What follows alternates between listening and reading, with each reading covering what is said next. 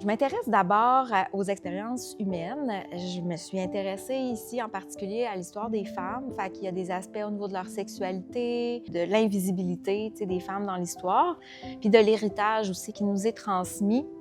Dans cette exposition-là, ce qu'on retrouve, c'est d'abord des panneaux avec des vulves en céramique. Ensuite, on a une vidéo performance. Une autre portion de l'exposition, c'est des centaines de coins-coins. Les coins-coins qu'on faisait quand on était petit, qui sont déposés au sol d'une manière qui forme un peu un fractal. Puis à l'intérieur des coins-coins, il y a des bouts de texte, des confidences, des secrets, parfois des dessins, des images.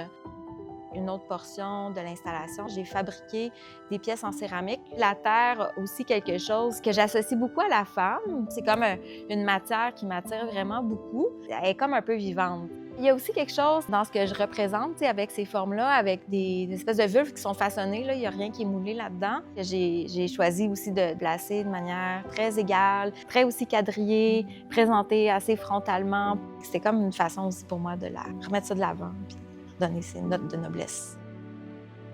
J'ai l'impression que celle qui serait la plus représentative, ce serait vraiment la vidéo performance sur la terre de mon enfance. J'ai grandi avec mon arrière-grand-mère puis ma grand-mère très proche, des femmes qui m'ont beaucoup influencée. Il y avait vraiment comme cette espèce de boucle-là que je voulais aller refermer.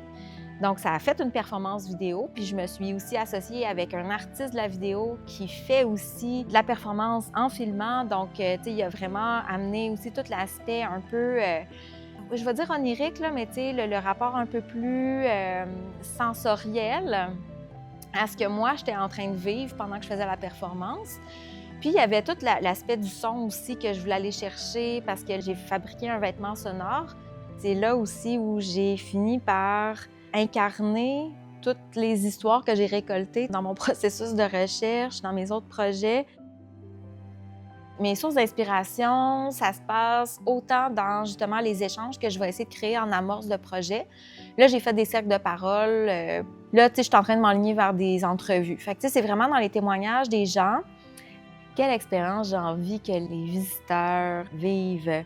Je les invite vraiment à prendre le temps de respirer, regarder ce qu'il y a autour d'eux, puis essayer d'être à l'écoute de ce que ça se fait résonner.